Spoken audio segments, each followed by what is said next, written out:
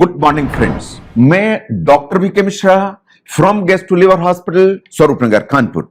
ये scientific channel है, ये साइंटिफिक डेलिब्रेशन है। मैं आपसे रिक्वेस्ट करूंगा इस चैनल को सब्सक्राइब करें और इस वीडियो को शेयर करें। आज मैं बात करूंगा कि अर्ली सेटाइटी क्या होती है। आप थोड़ा सा खाना खाते हैं, आपका पेट फूल जाता है, इतना फूल जाता है कि आप पूरा खाना नहीं खाते हैं। ये जो थोड़ा सा भी खाना खाने के बाद पेट जो फूल जाता है, इसे अर्ली सेटाइटी कहते हैं। नाउ ये जो इंफॉर्मेशन है, इसमें मैं डेफिनेशन की बात करूंगा, सिम्टम्स की बात करूंगा, ऐसा क्यों होता है उनकी बात करूंगा, कैसे इसे डायग्नोज किया जाए इसकी बात करूंगा और अल्टीमेटली इसके ट्रीटमेंट के बारे में बात करूंगा। ये जो इंफॉर्मेशन ये दो भागों में, ये दो वीडियो में बटी हुई है। नाउ जरा बेसिक्स को ध्यान से देखिए। आप जो खाना खाते हैं वो आपके पेट में जाता है, इन खाने की थैली में कलेक्ट होता है। इन जो भारीपन आता है एक्चुअली आपको खाने की थैली से ही आता है।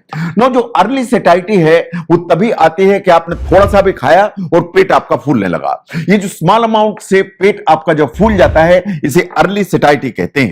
ये जो अर्ली सेटाइटी अगर होगी तो सही बात यह है कि आप पूरी तरह से खाना नहीं खा पाएंगे। आपको खाने को कुछ ना कुछ छोड़ना पड़ेगा क्योंकि आपके पेट में काफी फुलनेस या डिस्कंफर्ट आ जाएगा।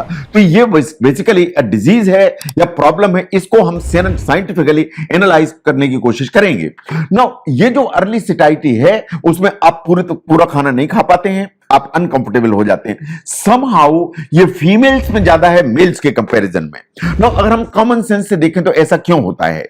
कॉमन सेंस ये इसलिए होता है कि आपने खाना खाया, खाने की थैली में गया, लेकिन खाने की थैली से अगर खाना प्रॉपर स्पीड से इंटेस्टाइन में ट्रांसफर नहीं होगा तो इस तरह की प्रॉब्लम होगी। और जो ऐसा इंटेस्टाइन को ट्रांसफर नहीं होता है, इसे कहते हैं गैस्ट्रोपरेसिस। इसका मतलब यह है कि आपकी खाने की थैली स्पीड से उस खाने को इंटेस्टाइन में ट्रांसफर नहीं कर पा रही है। नो, अगर आपकी आंत में कोई रुकावट नहीं है और फिर भी ऐसा हो रहा है तो साइंटिफिकली इसे कहा जाता है गैस्ट्रोपरेसिस। नो, यह बात सही है कि इस तरह की जो प्रॉब्लम है ये खाने की थैली से आ सकती है, लेकिन बहुत सारी दूसरी जो प्रॉब्लम्स हैं, जैसे आपको क्रॉनिक किडनी डिजीज है या किसी भी पेशेंट को किडनी डिजीज है तो उसके सिम्टम्स आएंगे। किसी को क्रॉनिक लिवर डिजीज है उसको ये सिम्टम्स आएंगे।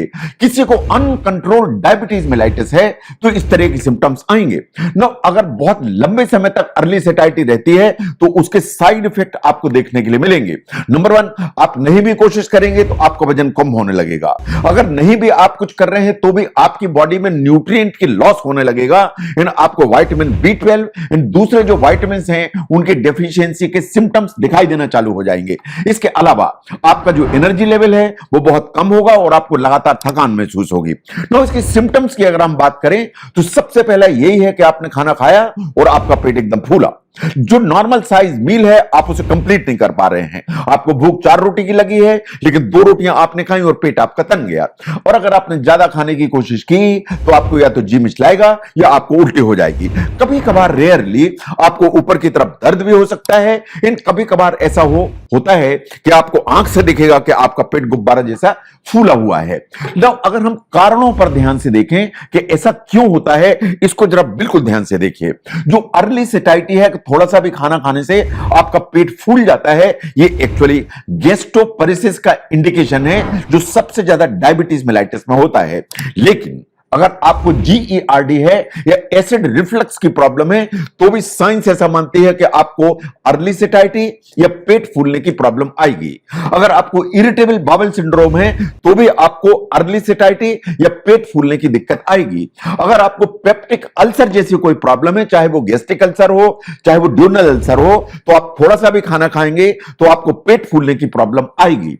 ऐसे ही अगर आपकी इंटेस्टाइन, आपका लिवर, आपका गॉल ब्लैडर, पेट के किसी भी ऑर्गन में अगर कोई कैंसर जैसी प्रॉब्लम शुरू हो रही है तो इस तरह की प्रॉब्लम आएगी। And the most important is कि अगर आपकी इंटेस्टाइन में कोई ब्लॉक है, कोई रुकावट है, कोई इंटेस्टाइनल ऑब्स्ट्रक्शन है, तो आप कुछ भी थोड़ा सा भी लेंगे, इवन पानी थोड़ा सा पिएंगे तो आपका पेट फूलेगा। ये कॉमन कॉजेज हैं जो आपको समझने चाहिए ना। और भी दूसरे कारण हैं जैसे chronic pancreatitis, and stage renal disease, जैसे एंड स्टेज लिवर डिजीज। इन कुछ नर्व जो प्रॉब्लम्स होती हैं डाइजेस्टिव ट्रैक्ट की, उनमें भी इस तरह के सिम्टम्स आते हैं। नाउ अगर आपको लगता है कि आप थोड़ा खाते हैं आपका पेट फूल जाता है, आप अपना खाना कंप्लीट नहीं कर पाते हैं, आपका धीरे धीरे वजन भी कम होने लगा है। इसका मतलब यह है कि आपको अपने डॉक्टर को दिखाने की जरूरत है। जब आप डॉक्टर को दिखाने जाते हैं तो सबसे पहला काम आपकी डिटेल्ड हिस्ट्री ली जाती है कि आपके सिम्टम्स किस तरह के हैं। आपका क्लिनिकल फिजिकल एग्जामिनेशन किया जाता है कि आपके पेट में कोई गांठ तो नहीं समझ में आ रही, आपकी लीवर की साइज तो नहीं बढ़ी हुई है, आपकी तिल्ली तो नहीं बढ़ी हुई है, आपके पेट में कहीं पानी तो नहीं भरा हुआ है। इसका मतलब आपकी हिस्ट्री ली जाती है, इन आपका डिटेल फिजिकल एग्जामिनेशन किया जाता है और इन दोनों चीजों के आधार पर लगभग 90% पेशेंट्स की डायग्नोसिस बन जाती है। लेकिन कभी हमें कुछ इन्वेस्टिगेशंस की जरूरत पड़ती है। जो इन्वेस्टिगेशंस हम करते हैं या जांचें जो हम करते हैं उनको एक बार ध्यान से देखिए। कुछ ब्लड टेस्ट की जरूरत पड़ती है कि कहीं आपके शरीर में खून की कोई कमी तो नहीं है। नंबर 2, आपको अपर जीआई एंडोस्कोपी की जरूरत पड़ती है।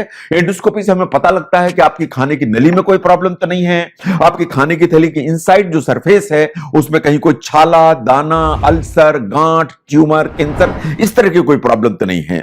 इसमें देखने की जरूरत पड़ती है कि खाने की थैली के आगे का रास्ता कहीं नैरो तो नहीं है या उस रास्ते में कोई रुकावट तो नहीं है। यह सब जानकारी हमको अपर जीआई एंडोस्कोपी से मिलेगी। एंड सही बात यह है कि अपर जीआई एंडोस्कोपी को इस पूरी प्रॉब्लम के लिए गोल्ड स्टैंडर्ड टेस्ट माना जाता है।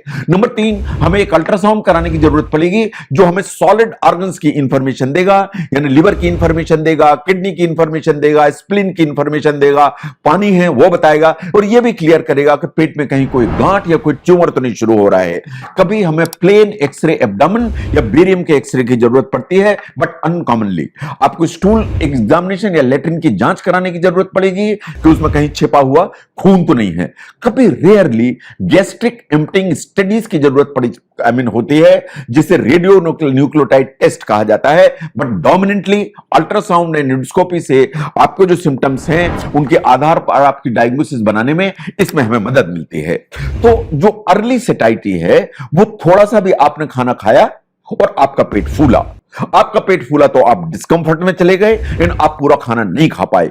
इन over a period of time आपका वजन भी कम हुआ, आपकी बॉडी में न्यूट्रिएंट भी कम हुए and over a period of time आपको डिफरेंट अलग प्रॉब्लम्स हुई। इसके काजेस, इसकी डायग्नोसिस, इसको समझने में अगर इस वीडियो ने आपकी मदद की है तो इसको जरूर शेयर करें।